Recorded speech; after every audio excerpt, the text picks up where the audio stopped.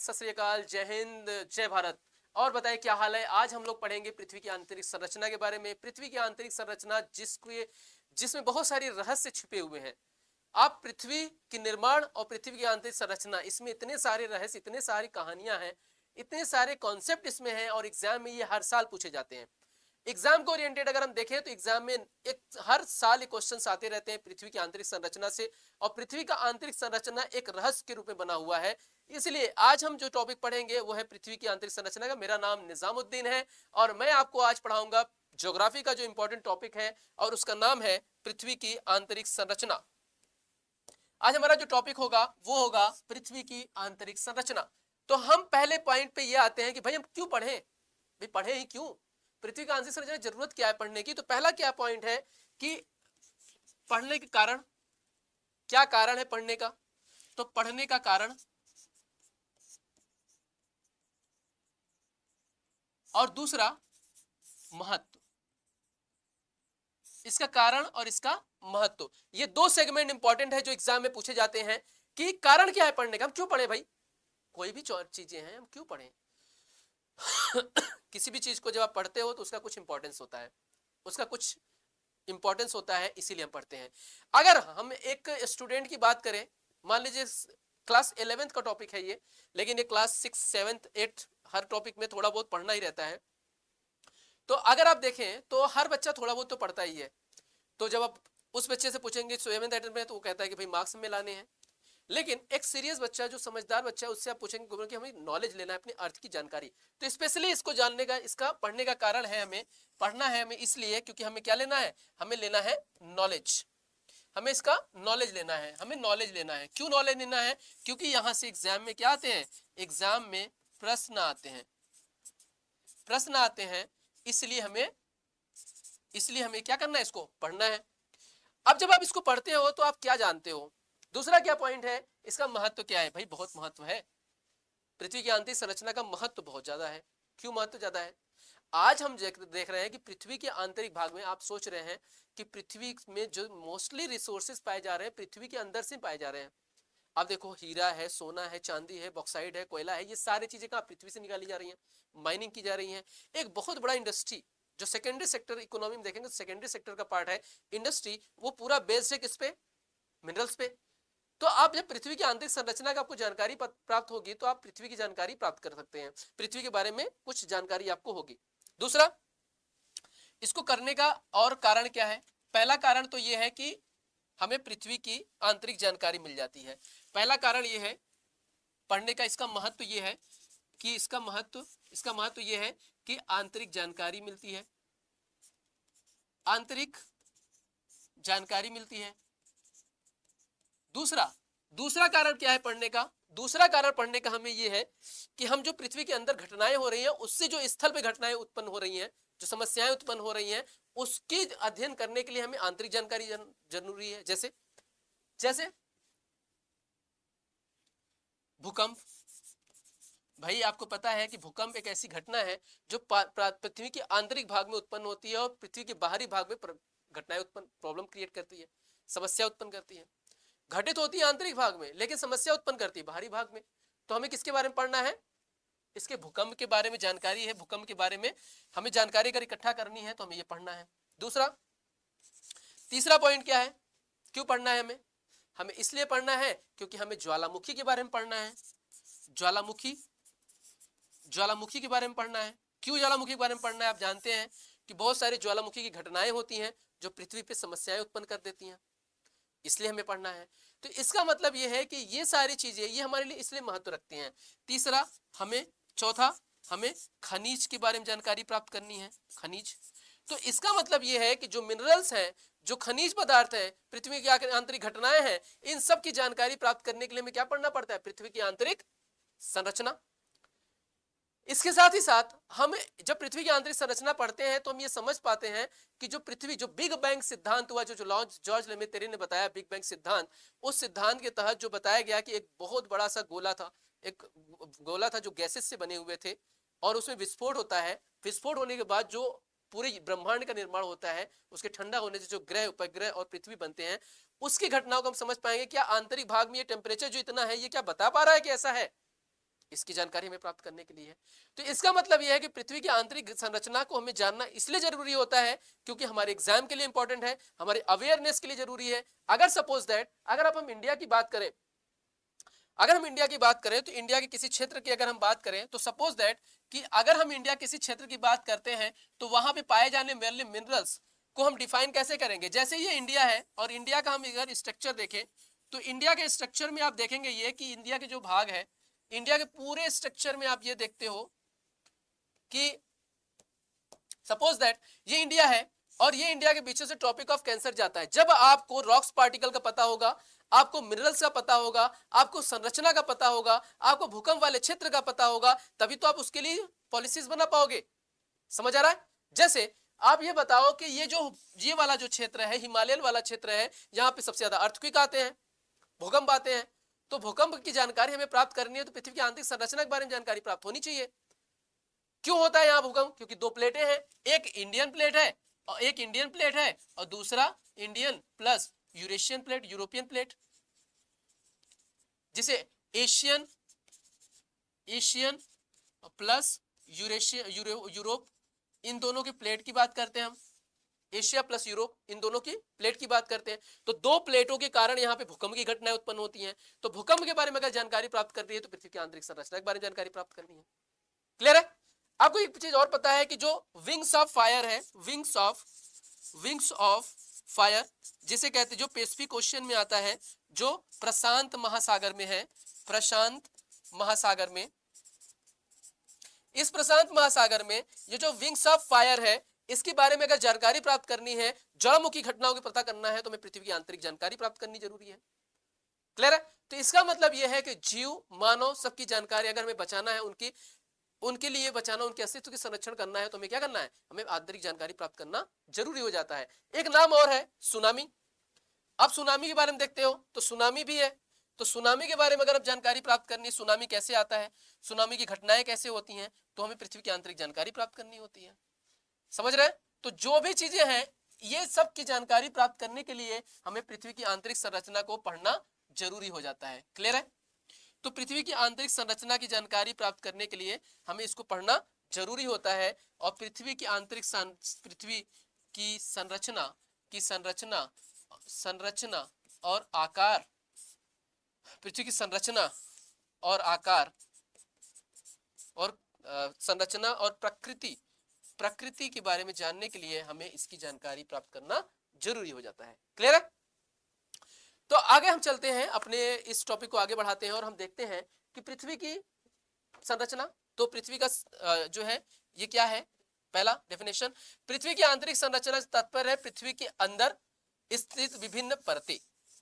पृथ्वी की संरचना से प्राप्त तात्पर्य है कि पृथ्वी के अंदर सभी परतें।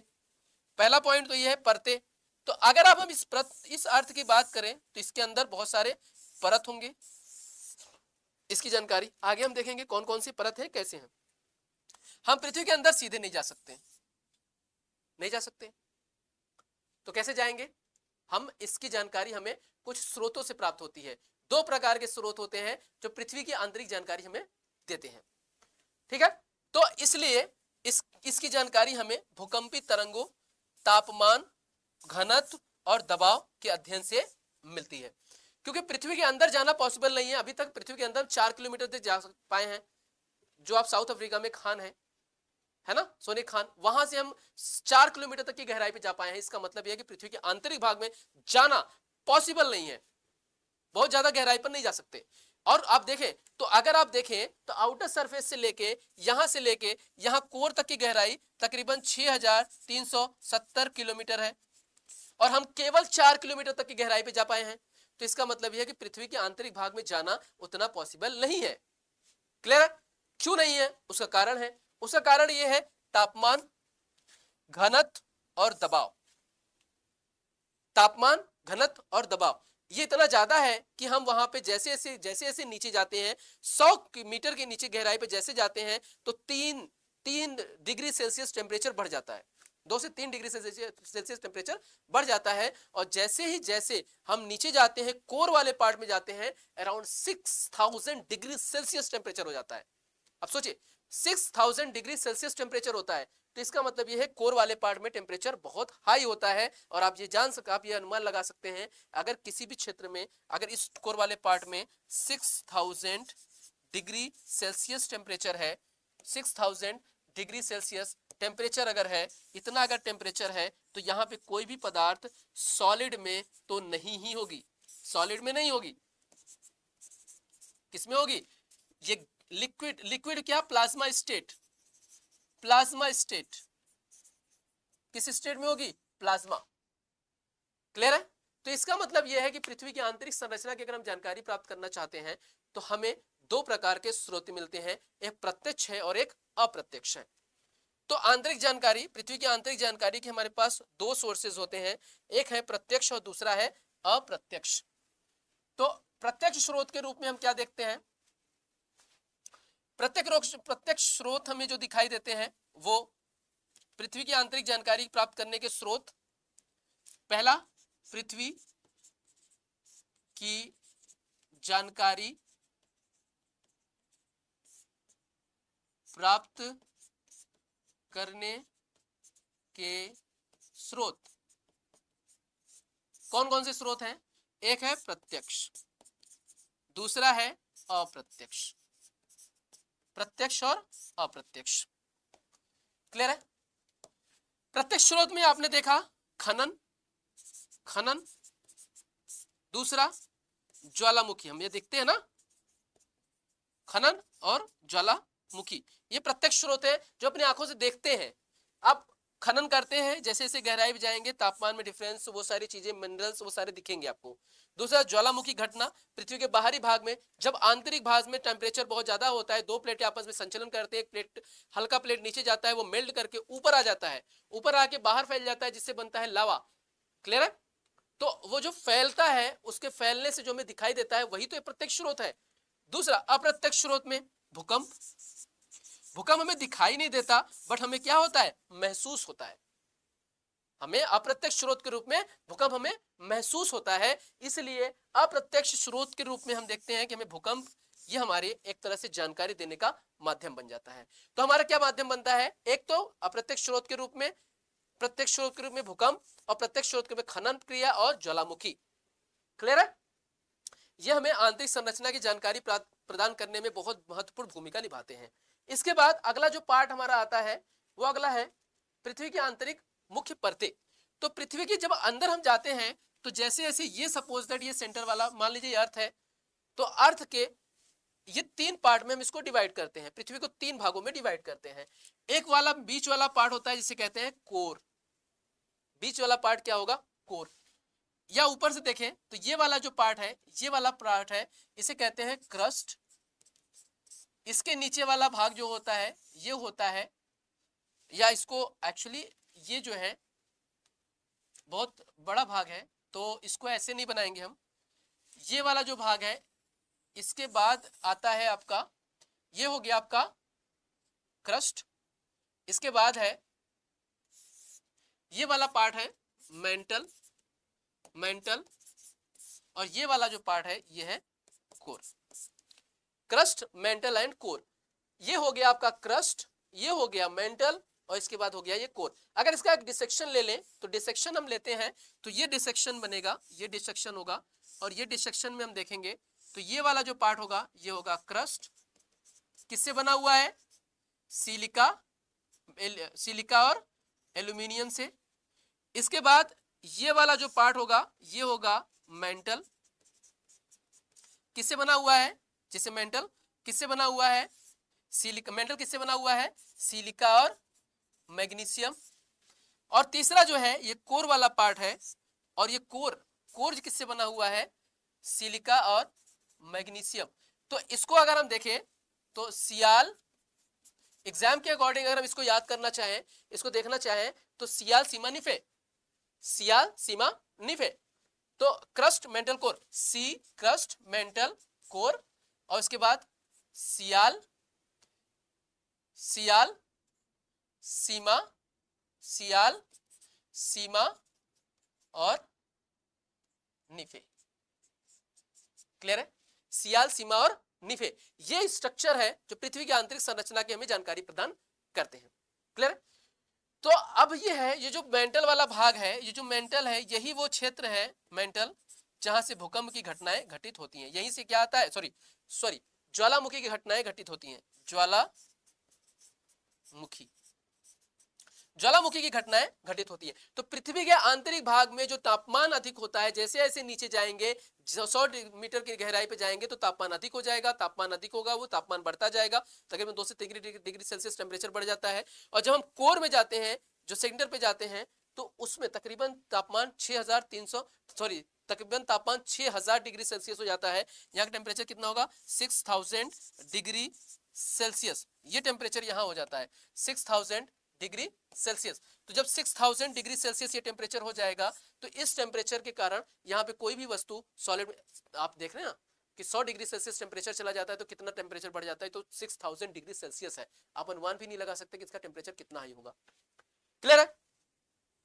तो अगर हम देखें तो क्रस्ट से लेके कोर, क्रस्ट से लेके, ये क्रस्ट है, ये कोर, इनके बीच की दूरी कितनी है, तो आप देखेंगे 0 किलोमीटर से तकरीबन क्रस्ट से लेके कोर तक की दूरी, क्रस्ट टू कोर इसकी दूरी होती है, ये होगा 0 से 6370 किलोमीटर, 6370 किलोमीटर की गहराई होती है आपके क्रस्ट से लेके, क्रस्ट की गहराई और कोर। अगर हम इसको तीनों पार्ट में अगर डिवाइड करें, तो अगर हम देखें तो अगर देखें जैसे क्रस्ट, तो क्रस्ट को अगर हम देखें तो ये क्रस्ट वाला जो पार्ट है, क्रस्ट वाला जो पार्ट है अगर हम देखें तो ये ऐसे पार्ट इसमें ये है, ये वाला जो पार्ट है, ये ऊपर वाला वह भाग है जहां पे सारे मिनरल्स पाए जाते हैं, जहां पे माइनिंग की जाती है, जहां पे हम रहते हैं, ये सारा आउटर सरफेस है। ठीक है, ये सारा आउटर सरफेस है। तो इस आउटर सरफेस का अगर हम देखें तो इस आउटर सरफेस में, यह आउटर सरफेस तो 0 डिग्री से तकरीबन 0 किलोमीटर से 30 किलोमीटर की गहराई इसकी होती है। और अभी तक हम कितना गहरा पे जा सकते हैं, 4 किलोमीटर तक जा पाए हैं। इसका मतलब यह है कि मानव उतनी गहराई पर अभी तक पहुंच नहीं पाया है। दूसरा, अब क्रस्ट हो गया, तो दूसरा हो गया आपका ये क्रस्ट हो गया। तो इसमें क्रस्ट में, तो ये इससे जो कहते हैं, इसे कहते हैं क्रस्ट। तो एग्जाम में क्वेश्चन आएगा क्रस्ट किससे मिलकर बना हुआ है, तो आप बताएंगे सिलिका और एल्यूमिनियम से बना हुआ है, जिसे कहते हैं सियाल। किसे कहते हैं, सियाल। ये सॉलिड पार्टिकल्स हैं। क्रस्ट 2 पार्ट के होते हैं, 2 जगह मिलते हैं, एक होगा महाद्वीपीय क्रस्ट, एक होगा महासागरीय क्रस्ट। ये मान लीजिए कि ये आपका इंडिया है, और इंडिया के ये वाला जो है ये हो गया महाद्वीपी, क्योंकि एशिया महाद्वीप का भाग है ना, ये एशिया महाद्वीप का भाग है, तो एशिया, तो ये महाद्वीपीय क्रस्ट हो गया। क्लियर है? और इससे ये जो वाला समुद्र वाला भाग है, ये आप देखें मग्न तट है, मग्न ढाल है, मैदान है ना, तो आप देखेंगे तो ये हो गया महासागरीय क्रस्ट। ये क्या होगा, ये क्रस्ट कैसा होगा, ये पतला होगा, और ये कैसा होगा, ये होगा मोटा। कैसा होगा, मोटा होगा। ये पतला होगा और ये मोटा होगा, ये मोटा होगा और ये पतला होगा। क्लियर है? तो ये जो महासागरों के नीचे पाई जाती है यही परत, ये मानव जीवन के लिए, ये परत मानव जीवन के लिए सर्वाधिक उपयोगी होती है, सबसे ज्यादा इंपॉर्टेंस है। इसका मतलब यह है कि मानव जीवन आधार के लिए सबसे ज्यादा इंपॉर्टेंट होता है। इसके बाद नेक्स्ट है आपका मेंटल। ये भूपर्वत के नीचे पृथ्वी की सबसे मोटी परत है, इसकी मोटाई, तो अगर हम देखें तो अभी हमने आपको बताया कि अगर हम ऐसे डिसेक्शन देखते हैं तो यहाँ पे ये वाला है, और यहाँ इसका मतलब सबसे गहरा पार्ट है ये, और इसके 30 किलोमीटर से 2900 किलोमीटर इसकी गहराई है। किससे बना हुआ है, सिलिका, सियाल, सीमा, निफे, तो ये सीमा से बना हुआ है, इसे कहते हैं मेंटल। एग्जाम में क्वेश्चन आ जाएगा आपके कि बताइए मेंटल किससे बना हुआ है, तो आप बताएंगे सिलिका और मैग्नीशियम से बना हुआ है। क्लियर है? इसके बाद इसकी गहराई कितनी है, 2900 किलोमीटर है। इसका इंपॉर्टेंट पॉइंट ये है कि अगर कोई एग्जाम में क्वेश्चन पूछ ले, एग्जाम में एक पॉइंट ये पूछा जाता है कि ज्वालामुखी घटनाएं कहां से होती हैं, तो ज्वालामुखी की घटनाएं इन्हीं जगह से होती हैं तो यहाँ उच्च तापमान के कारण चट्टानें पिघली अवस्था में पाई जाती हैं, जिन्हें मैग्मा कहा जाता है। यहाँ तापमान उच्च पाए जाते हैं, इसलिए यहाँ पर कोई भी वस्तु सॉलिड स्टेट में नहीं होगी, पिघली अवस्था में पाई जाएगी और उसे मैग्मा कहेंगे। और यही मैग्मा, ये माउंटेन है, ये माउंटेन है, ये मैग्मा यहाँ मेल्ट करके ऊपर आके फैली और फैल कर, ये जो फैल रही है मैग्मा, ये जो मैग्मा फैल रही है, यही मैग्मा, ये जो मैग्मा है, यहाँ तो मैग्मा है, यहाँ बन गया लावा, और लावा, ये लावा बनाएंगे क्या, ये एक चट्टान बनाएंगे, बड़े बड़े ऊंचे ऊंचे माउंटेन्स बनाएंगे, और इस माउंटेन कहेंगे आग्नेय चट्टान। क्या बनाएंगे? आग्नेय चट्टान। और यही आपको पता है कि यही आग्नेय चट्टान आगे चल के ये इसका इरोजन होगा, विदरिंग होगा। जब ये विदरिंग कमजोर हो जाएंगे, इरोजन कटेंगे, है ना, अपक्षय और अपर्दन, इसके बाद ट्रांसपोर्टेशन, ये इस स्थान से एक स्थान जाएंगे, एक स्थान दूसरे स्थान। आप देखते हैं कि यही आप देख रहे हैं कि यहां पर ये पॉइंट है, यहां से कट के यहां पे आए और एक बड़ा सा मैदान का निर्माण करते हैं, जिसे कहते हैं जलोढ़ मृदा। क्या कहते हैं? जलोढ़ मृदा। इसका मतलब ये है कि ये अभी जैसे ये माउंटेन बनेंगे, माउंटेन का विदरिंग होगा, इरोजन होगा। अगर हम इस चट्टानों से मिलकर बना देखा जाए तो काली मिट्टी जो भारत में पाई जाती है, काली मिट्टी, वो इसी से बनी हुई है। काली मिट्टी किससे बनी हुई है? इसी से बनी हुई है। क्लियर है? काली मिट्टी जो बनी हुई है वो इसी से बनी हुई है। इसके बाद अगला पॉइंट है हमारा केंद्र, कोर। तो हमने कहा कि ये वाला पार्ट है, ऊपर वाला पार्ट हो गया क्रस्ट। अब ये तीसरा वाला जो भाग है ये हो गया आपका, ये हो गया आपका कोर। क्रस्ट, मेंटल, कोर, तीनों को outer mantle, inner mantle, outer core, inner core, upper crust, lower crust, ये अलग अलग पार्ट में डिवाइड करते हैं। तो ये वाला जो पार्ट है इसको दो पार्ट में डिवाइड कर देंगे, कोर को। ये हो जाएगा अपर, ये हो जाएगा लोअर। क्लियर है? अपर हो जाएगा और लोअर हो जाएगा।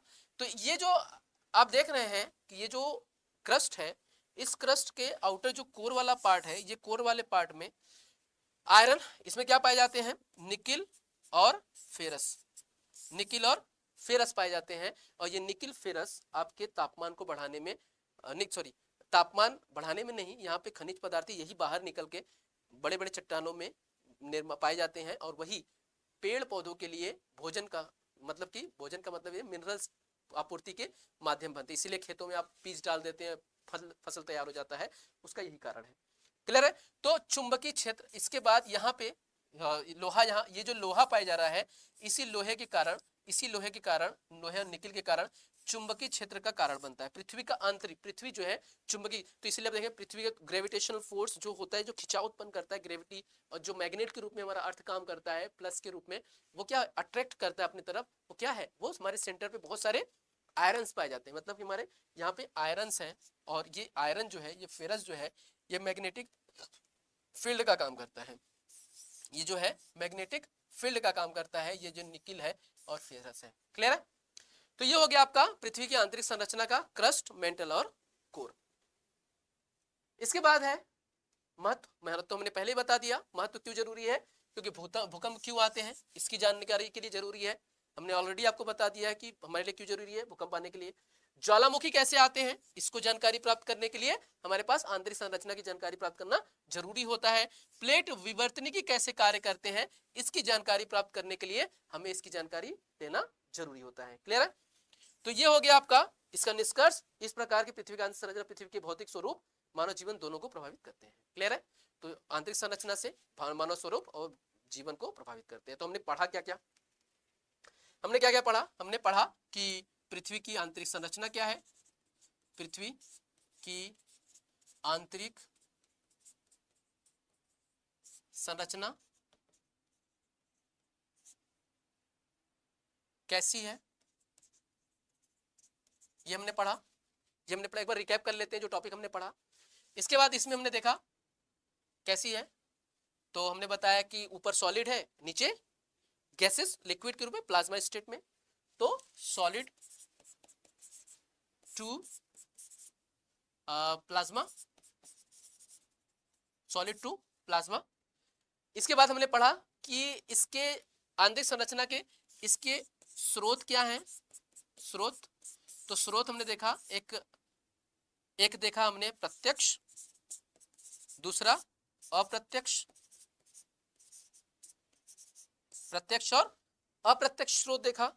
इसके बाद हमने कहा कि प्रत्यक्ष स्रोत में हमने क्या देखा, खनन, दूसरा प्रत्यक्ष स्रोत में हमने खनन देखा, और क्या देखा हमने, खनन देखा, और दूसरा जो पॉइंट हमने देखा वो देखा हमने ज्वालामुखीयता, ज्वालामुखी, ज्वालामुखी, ज्वालामुखी जो घटनाएं हो रही हैं।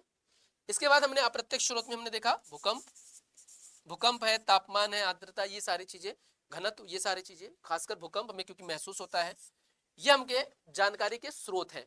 क्लियर है। इसके बाद इसके बाद हमने महत्व, तो हमने कहा जानकारी के स्रोत हमने देख लिया।